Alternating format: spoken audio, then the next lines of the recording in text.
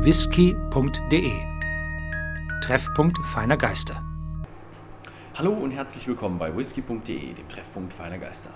Heute gibt es ein englisches Interview und zwar mit dem Master Distiller von Bowmore und wir fangen jetzt mit Englisch an.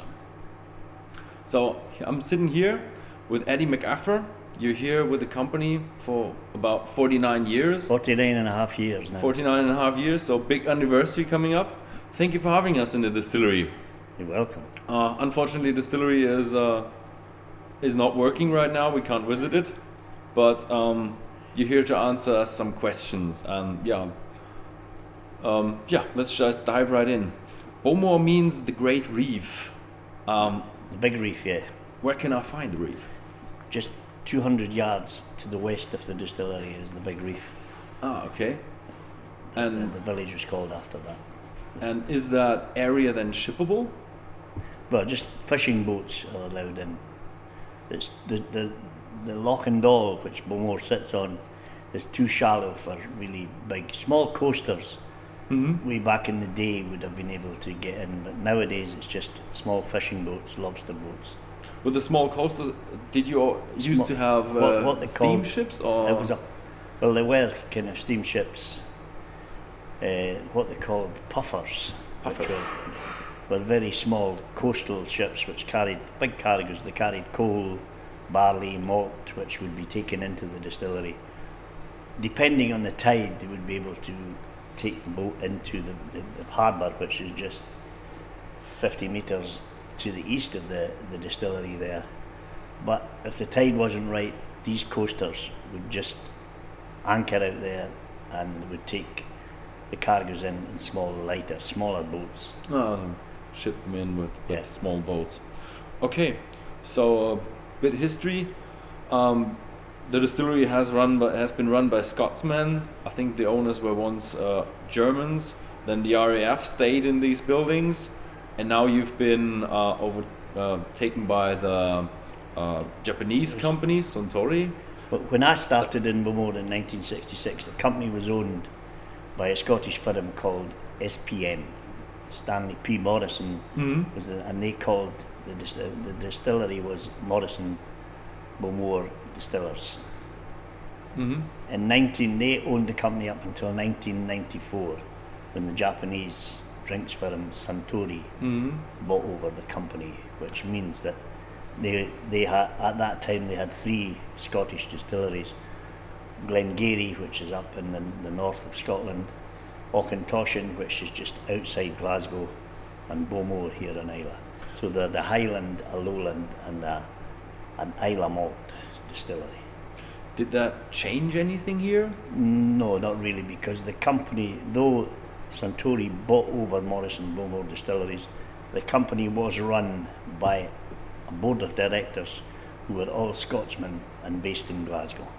So the operation is all Scottish? The operation was all Scottish, yeah. Okay, good to know.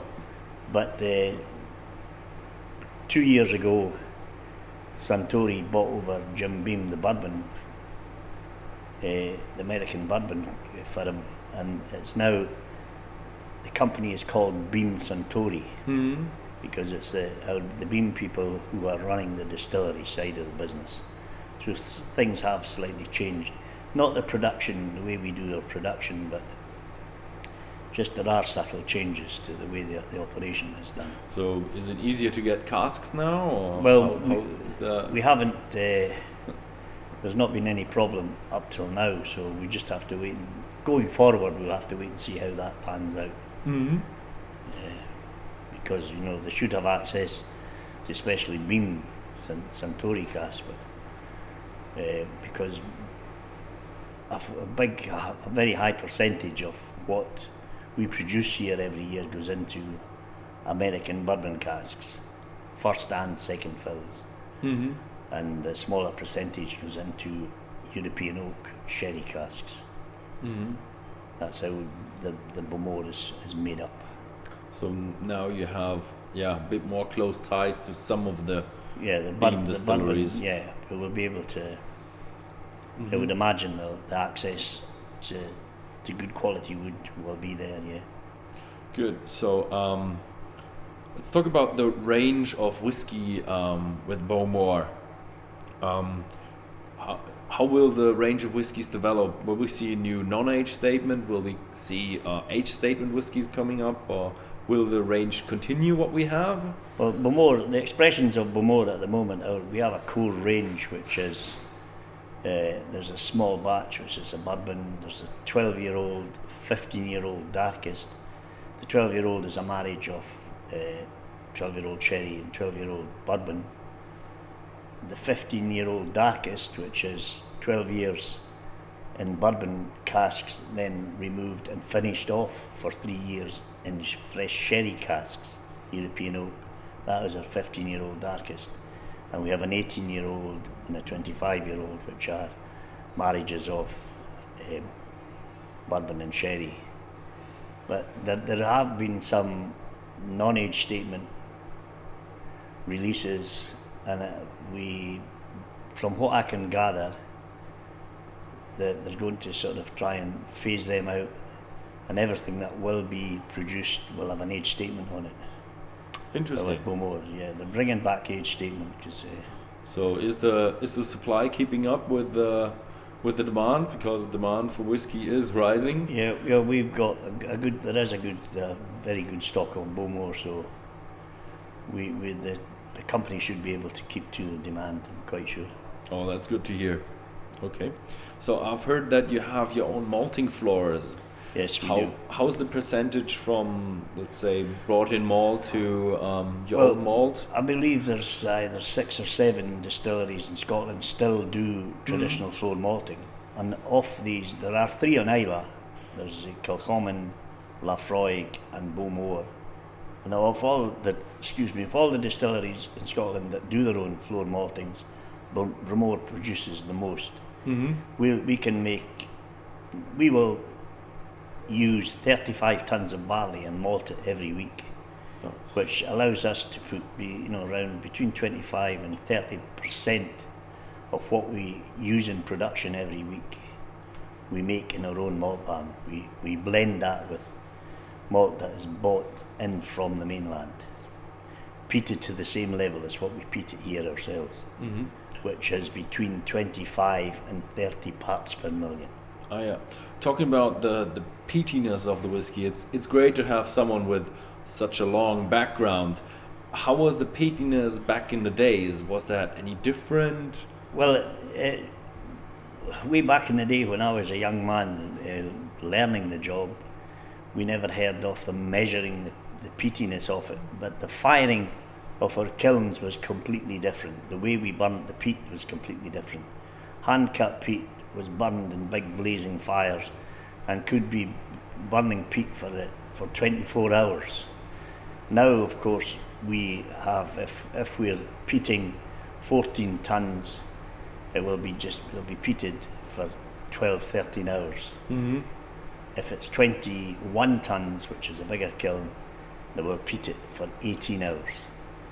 And it's just peat smoke. The way we burn the peat, we smash it up, and once we get it to a light, we just let it smoulder to allow the peat smoke to drift up through, to get as much of the smokiness into it in a shorter time as possible. So then we dry it off with blowing hot air, which we get from a waste heat recovery system that we have within the distillery. But way back in the day, after 24 hours of big blazing peat fires, the kiln, to remove the moisture down to 5%, to be able to use it in the process, the way that they removed the moisture was they would burn smokeless fuel, a coal, anthracite it was called, and that provided the heat to finish it off. So it was completely sort of different way back in the day, until we started to regulate to get the required ppm, which is now between 25 and 30. They played about with the time, so it's about the length of time to use for the peating, depending on the amount of malt which is in the kiln at the time. So you can understand that. More scientific today, and yes, back in the days we've got much more control. We have quality control lab in Glasgow, and all the samples of everything that we produce gets sent out there for analysis every week, and they keep a stringent eye on just what our phenol levels are, so that we can get continuity. Consistency is the key. We must get everything consistent every week, every year, so that the end product is consistently the same. So you have the core range that stays the same. That's the aim. The end product, which is new make spirit, that must be consistently the same every week, every year. Then when that new make spirit goes into, whether it be American bourbon casks or European oak sherry casks, the cask will determine what the end product will be after 10, 12 years. But as long as, the requirement of the distiller initially is to ensure that the new make spirit that goes into these casks for maturation is consistently the same, of the same high quality. Okay, so... And the phenol content should be almost consistently the same going in there. Okay, I've read something about your warehouses. The warehouse vault number 1 is below sea level. Well, with the warehouse vault, which is to the west side of where we're sitting here, it's right on the loch side, right on the shore side, and that actual warehouse number 1, the vault part of it, is the oldest maturation warehouse in the Scotch whisky industry. Oh, interesting. That was the original building in 1779, when the guy called what was his David Simpson. Okay. David Simpson, he started the distillery in 1779, and that was the original distillery building. We can only imagine what sort of operation this David Simpson run. He was a distiller, obviously, and a farmer, bit of an entrepreneur. He had his distillery in there, and over the years, well, it was a distillery originally. It was used for malting above the floors above were used for malting, but it's now used for the last over 100 years for maturing whisky in. And it is, to our mind, it's the best maturation warehouse in the Scotch whisky industry, because it's almost below sea level.